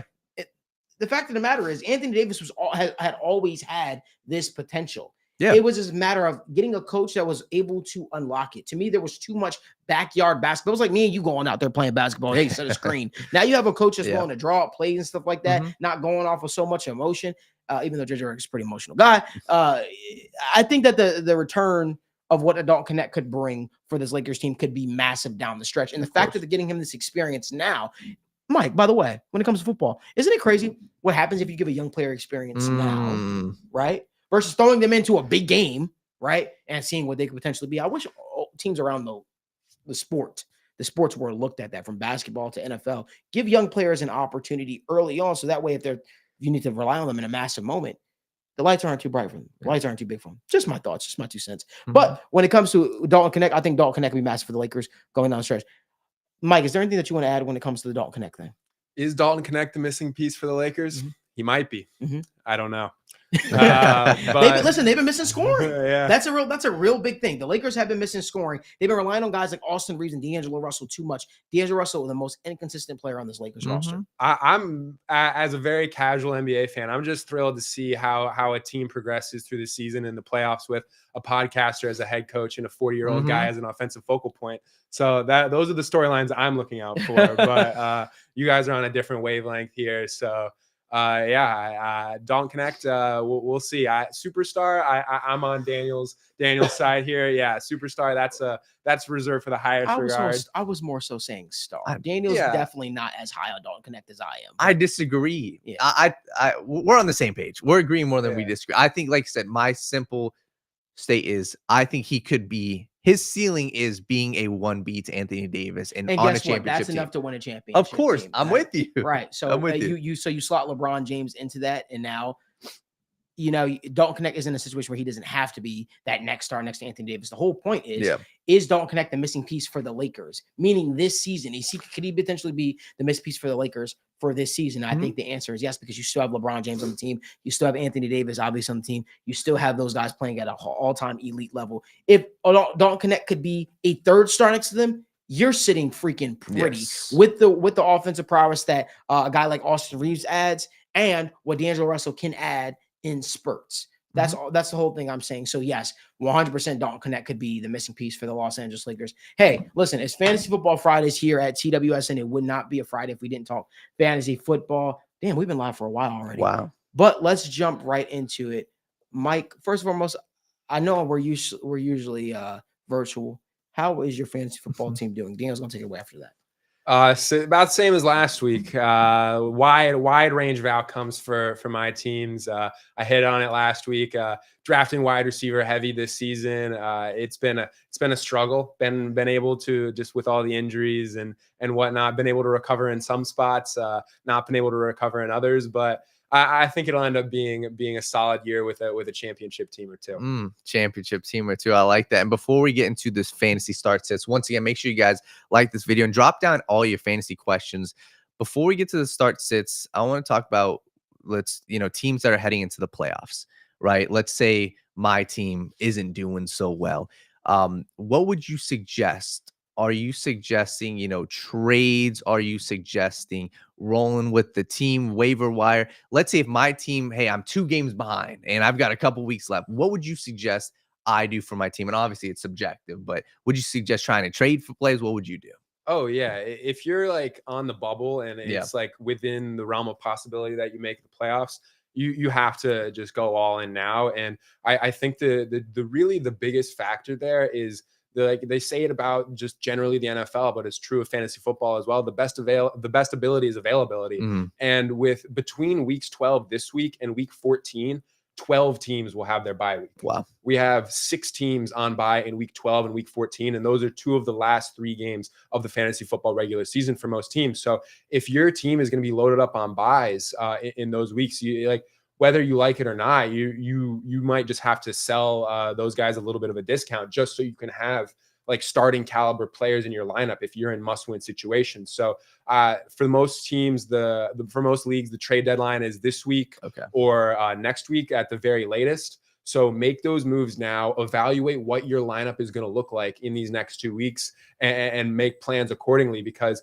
nothing's worse if you're in week 14, last week of the regular season, you're in a spot where you're in a must-win game. If you win, and maybe there's some tiebreakers involved, but if you win, you're putting your team in a position to make the playoffs. There's nothing worse than just not having the players available. Yeah. Like you have to like understanding your team's availability, your roster construction. That's what you can do to set your team up for success. And with 6 teams on bye in week 14, I mean, you have to consider what your roster is going to look like. All right, so let's move it over to start sits. We got week 12 here. We just had Thursday night football. Let's start off with some of your starts. Give me your first guy that you think has an amazing matchup, or a guy that you're saying, hey, if you got him on your roster this week, you're sitting very, very, very pretty. Yeah, typically I like to go with the fringe guys here. Just kind of the guys that people that aren't really shoo-ins for their lineups, and people might be debating it. And one of those guys for me is Bucky Irving. Yeah, I got him on my roster. Yeah, maybe consider slot him into the flex slot this week. But over the last month, it's been a bunch of up and downs for the Buccaneers. They've lost 4 straight games. And Rachaad White has really functioned as the pass catching back and the guy who plays the majority of snaps when the Buccaneers are playing from behind. So we've seen a lot of Rachaad White in this last month, but we've seen their roles between White and Irving, their roles kind of solidify, and we've got more clarity. Irving has become the primary ball carrier of the duo. In the last 4 games, he's out-carried Rachaad White in 3 of those 4 games. And I think this is a matchup where we're going to see the Buccaneers against the Giants, 5.5-point favorites. I think the Buccaneers could realistically go wire to wire and lead for the entirety of this game. So this is a game script that I believe favors Bucky Irving. Mm-hmm. He's a candidate for 15 touches in this game. And you can run all over the New York Giants front 7. I alluded to it earlier in the show, but they rank dead last in yards per carry allowed, and they rank dead last in explosive rush rate allowed. So percentage of carries that go for 15 plus yards. And we've seen Bucky Irving be an explosive rusher throughout the year, and we've seen him be able to be efficient on the ground. In the last month, we've seen Chuba Hubbard, Najee Harris, and Saquon Barkley all crack 100 yards on the ground against the Giants. I think that the Buccaneers are going to be playing with a lead and looking to establish the run against this defense. So I'm excited about Bucky Irving this week if I have him in my lineup. A little bit of breaking news: Daniel Jones has been released from the Giants right now. Just happened. Adam Schefter and Ian Rappaport just reported that. That is shocking to me. Wow, mid-season. Okay. I guess we kind of like understand the background of the retirement speech, so to say. That makes a lot more sense now. You've probably seen this coming for a couple of days. That's a really shocking move. Yeah, I'm sure he was probably told about that or something. But let's keep this fantasy football Friday going. Give me another guy that you're a fan of, starting wise, whether it could be a different position, could be quarterback, could be wide receiver, but who's another start that you love this week? Yeah. One of them for me is Christian Watson. Yeah. So you have to fantasy football is a week-to-week game. You have to kind of consider what you need out of your flex position to lead yourself to victory. A lot of teams, they need to be chasing that ceiling outcome, that spike week, in an effort to find wins. And I think one of those guys who can reach that ceiling outcome on low volume is Christian Watson. The last couple of weeks, the last 2 years rather, we've seen Matt LaFleur kind of be known for that wide receiver rotation, that it works for the Packers as a team, but it really frustrates fantasy managers. But we've seen a little bit more stability in these last couple of weeks. Christian Watson, his route participation has cracked 67% in 2 of the last 3 games, and that's obviously coming at the expense of Dontavian Wicks. But with more routes, obviously that's just more opportunities for Christian Watson to earn targets.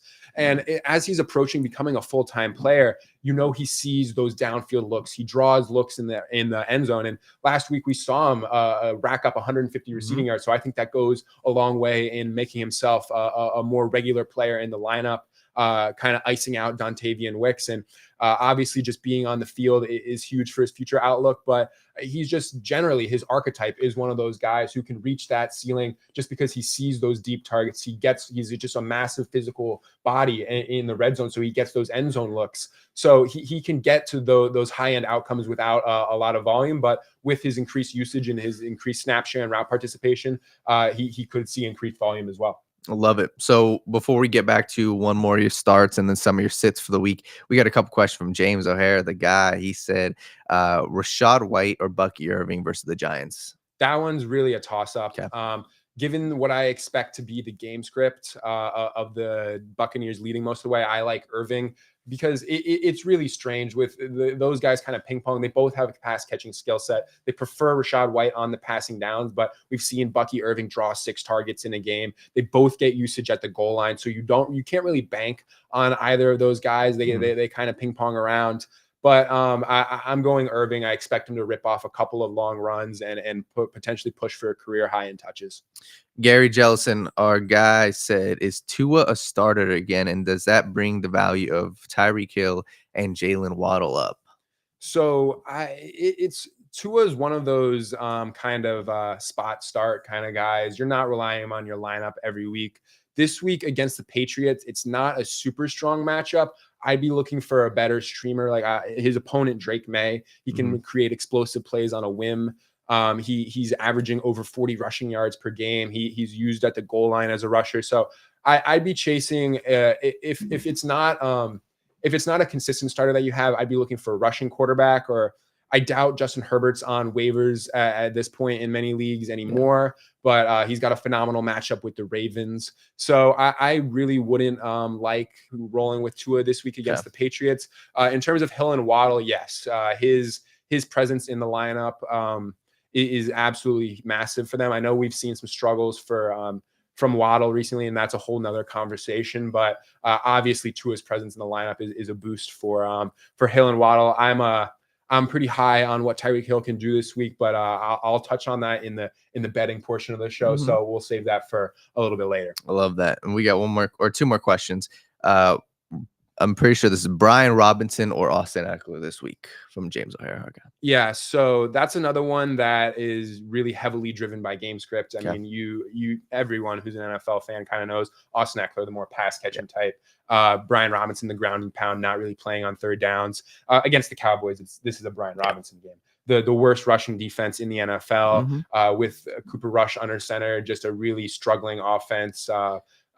Just one to attack with defensive streamers as well. So yeah, this is a Brian Robinson type of game in this matchup. You can expect him to push for 20 carries potentially. Love it. And then one last question from Swiss 54 said Anthony Richardson or Geno Smith, 2 quarterbacks. So I'm a sucker for chasing ceiling. If you haven't kind of been able to tell based on what I've been saying here, we saw what the kind of outcome last week. From what fantasy managers were hoping when they drafted Anthony Richardson back in August, completing 67% of his passes, 300 total yards on the ground, 3 total touchdowns, 2 of which came on the ground. So I'm the guy who's going to chase ceiling, even though it's really, really volatile with Anthony Richardson. But I mean, this is also a solid matchup for Richardson. It's the only game with a total over 50 points on the slate. What the Lions offense can do. So I expect Richardson to be pushing the ball downfield and scrambling at a really high rate in an effort to create explosive plays that keep the Colts in this game. And another really encouraging sign from Richardson last week, he had 10 designed runs. That's the most of any quarterback in a single game this season. So Shane Steichen understands for this offense to find success, he's got to get the ball into Anthony Richards' hands as a rusher. And we know that they're going to be looking to push the ball on offense to keep up with the Lions. So I think this is a solid matchup, and just fundamentally, Anthony Richardson's the kind of quarterback that I prefer to play. We'll touch on a little more of him on our betting segment as well. Give me some. Let's go to your sits of the week. Let's go to 2 guys if you got 2 that you're not a fan of, right? Whether it's matchups, whether it's guys that you're just trying to avoid. Who are the 2 players that you'd avoid this week? Yeah, one of those guys in that streaming quarterback range, kind of like the spot start area, is Matthew Stafford. Since the return of Puka Nacua and Cooper Kupp, he's had 10 touchdowns in the last 4 games, 8 of which have come in 2 of those games. But so the Rams offense is really turning around. They're starting to find production through the air, and they're passing at a really high rate. But I think that this could be a matchup where they start to slow down. It's a marquee matchup. I believe it's the Sunday night matchup, Rams, Eagles. The Eagles' new look secondary is really, really coming together. Cooper DeJean, Quinyon Mitchell, 2 rookies who have been playing just out of their minds in recent weeks, quite frankly. They've held their opponents to less than 200 passing yards in 3 straight games. Yep. And the Eagles haven't allowed a 250-yard passer since week 4. So this is just early in the year before they started to come together. And last year, this was a secondary to attack in fantasy football with your quarterbacks and your wide receivers. But at this point, they are a high-end defense, a high-end secondary overall. I believe that they are leading the league in yards allowed per game, just total rushing and passing. So yeah, this is not a defense that you want to take lightly. And with Matthew Stafford not really being that weekly starter type, this is not a matchup where I'd feel comfortable with him. All right, so one last one besides, because I'm with you with that, and I think that's one we'll definitely touch on a little bit. The Eagles defense has been absurd. You look at Quinyon Mitchell has been literally, what are they calling him? Some island, and it's like their defensive line dominant. So I'm with you. Is there any other players that you're avoiding this week? Yeah, so this one's a little bit more out there. Yeah. You can't sit them, but don't be shocked if you're disappointed. And for me, that's Derrick Henry. The Chargers run defense has been incredibly stout this season. They have been very, very good against the run. We saw Chase Brown have some success last week against them in fantasy. I believe he nearly reached 19 PPR points, but the guys who have found success against the Chargers this season have done so through the air. The Chargers defense has allowed 15 PPR points to only 3 running backs this season, and 2 of the 3, Chase Brown, the second one slipping my mind right now, but 2 of the 3, at least 10 of those 15 points have come through receiving work.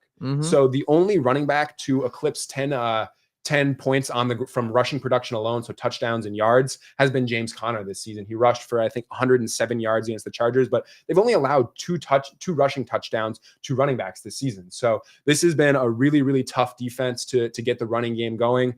There's a world where Derrick Henry just falls in the end zone and he gets you to 80 yards on the ground and 14 points because of that touchdown. So, but I really don't think that this is one of those games where Derrick Henry runs buck wild for 150 yards and 2 scores. And he's really not going to get there through the air. He needs to crack 100 yards and find the end zone for him to have a big day in fantasy. And I really think this is more setting up to be a day with 70 yards on the ground, 80 yards on the ground. And if he falls in the end zone, he gets there, but it's still even like 14, 15 points. That's not really what you're looking for out of Derrick Henry. So I would temper expectations with Derrick Henry this week, but still, like, unless you're in a 4-man league, you're starting this guy. Yeah, no, for sure. All right, we can move over to betting.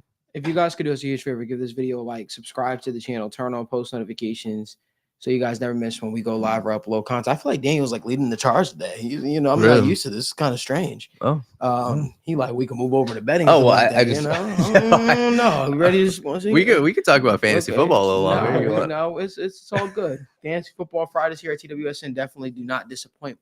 I want to get some of my favorite bets today. I guess I'm going to rattle off just a few for you guys. As always, you guys can subscribe to the TWSN Patreon. We'll have all our plays up there. We have picks that come out each and every single day. I'll give one UFC prop for this card. Be mindful, the card starts extremely early. So if you're not that big of a UFC fan, you probably won't be watching this card. If you are a huge UFC fan, remember it starts at like 6 a.m. So I think earlier. The main card starts at 6 Oh, 6 yeah. a.m. Carlos Ulberg, KO, TKO against Volkan Oezdemir is a prop that I like, and is sitting at plus 150. I favor Carlos Ulberg in this fight. I think he's more technical. I think that this is a fight that if he wins, he'll probably be fighting someone within the top 3 after. Hell, he might even be able to jump and get a championship fight. His name has already been mentioned in championship cycles. But you can scan that QR code and get the rest of our UFC plays. As far as today, the Celtics take on the Washington Wizards. Got a few plays for that game that I like. Jason Tatum over 28.5 points. But here's a prop that people are a little sleeping on. Jordan Poole, his last 2 games, has scored 26 and 31 against the Boston Celtics. I don't know what we did. I don't know if him and Jason and Tatum have beef. I don't know if someone on the Celtics, took a girl that he was interested in, but he always seems to show up against the Boston Celtics, at least the last 2 games. And his points total is sitting at 18.5. It's a prop that I like. If you even want to sprinkle the 25 points, which he's hit the last 2 games, is sitting at plus 240.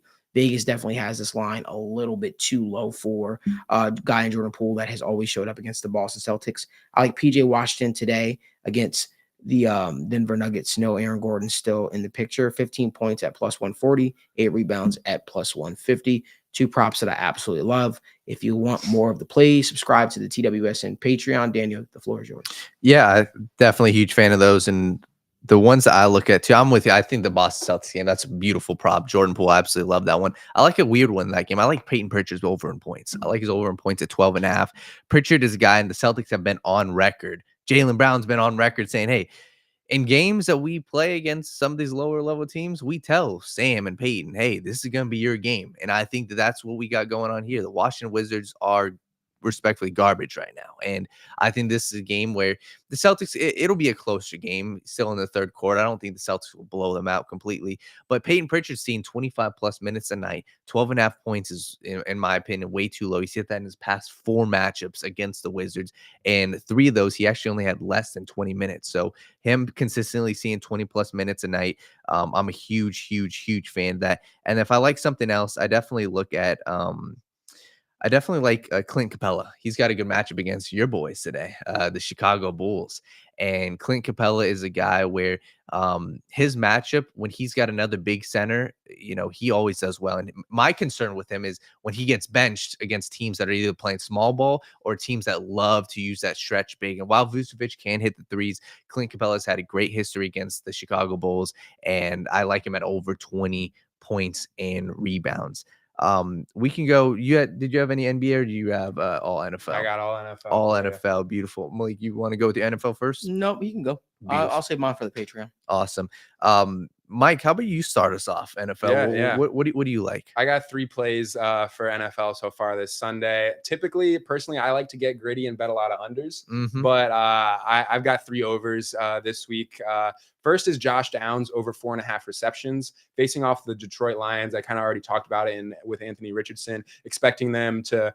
Anthony Richardson hasn't attempted 35 passes in a game yet this season. I think that's very much within the realm of possibility for them this week. But the Detroit Lions allowing the most targets, receptions, and yards to slot receivers this season. Josh Downs runs 85% of his routes out of the slot. So he's their go-to guy, their number 1 target earner. I really like Josh Downs to rack up receptions against the slot funnel. Detroit Lions defense this week. My next one, Bucky Irving, longest rush over 14.5 yards. I hit on it when I was talking about him as a start. Should expect him to see a push for 12 carries or so this week. And against the New York Giants defense that leads the league in explosive rush rate allowed. They're just allowing teams to rip off 15-yard runs at will over 5 yards per carry. This is the defense to attack with a prop like this. And my final one is Tyreek Hill, longest reception over 23.5 yards. We talk about these last few years, the NFL defenses using too high shells to kind of contain offenses like the Miami Dolphins, contain those speedsters like Tyreek Hill. And last week 2 weeks ago, we saw the Buffalo Bills use too high coverage on 82% of their snaps, which is just a ridiculously high rate in an effort to contain Tyreek Hill, Jalen Waddle and company. But the New England Patriots, they don't do that. They'll stick with their single high looks throughout the game. They're consistently floating around 50% to 60%. The last time when they played the Dolphins, I believe it was week 8, they were sitting at 53%. When Tyreek Hill is given an opportunity to face single high coverage, he consistently dominates. He is, like you just think about it, like the too high looks, that's like what's used to contain those guys like Tyreek Hill, those downfield burners. So I don't think that the Patriots are going to change their defensive philosophy. We've already seen them not make a shift when playing the Dolphins. I expect them to play single high 50 to 60% of the time this week against the Dolphins, and Tyreek Hill to take advantage of that and rip a long one. The last thing I will say, I wasn't going to jump on NFL, but I'll say this. If Brandon Allen is the starter for the Niners like it's predicted to be, he has a tendency to overwork the running back. And I think in large part is because he doesn't trust his eyes and he kind of just goes to the check down quite often. This is a big game for Christian McCaffrey, I believe. Christian McCaffrey, anytime touchdown is a play that I like, sitting at minus 140. But Christian McCaffrey over on his receptions at 4.5 is a play that I like. I think Christian McCaffrey will be the leading receiver for the Niners this game with Brandon Allen at quarterback. Listen, we want to thank you guys so much for tuning in to another episode of the Sit Down Morning Show with Malik Wright. We'll be back here live Monday morning as we talk all through week 12 of the NFL and get you all geared up for the Bengals game. There will be no recap show, obviously, because the Bengals are on a bye week this Sunday, but we will be back next week for that as well. I want to thank you guys for waking up, talking sports, having the conversation. Thank Mike for joining us live in studio for the first time, man. Of course. And behalf of TWSN, obviously the entire crew, I want to wish you a happy birthday to you, brother. Hopefully this wasn't too boring way to spend it so far. Wouldn't want to be anywhere else. Man, I appreciate that, man. We appreciate having you on. But make sure you guys give this video a like, subscribe to the channel. Follow Mike O'Hara on X if you're not following him as well. But again, there's only one way to wake up, talk sports, enjoy the conversation, and that is the right way. We'll see you back on Monday. So kick that, relax, the TW.